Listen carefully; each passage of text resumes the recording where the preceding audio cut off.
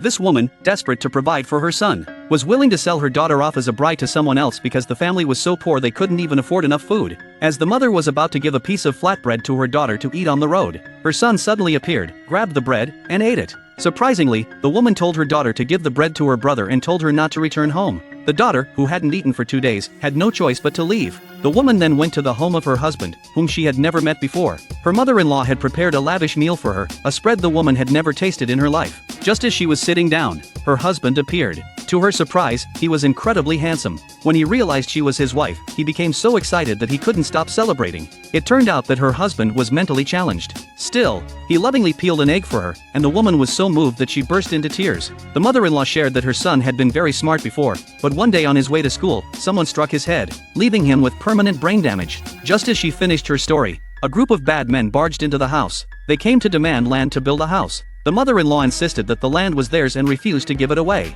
One of the men threatened that without the land deed, she couldn't prove it was hers. Unfortunately, the mother-in-law had no deed to show.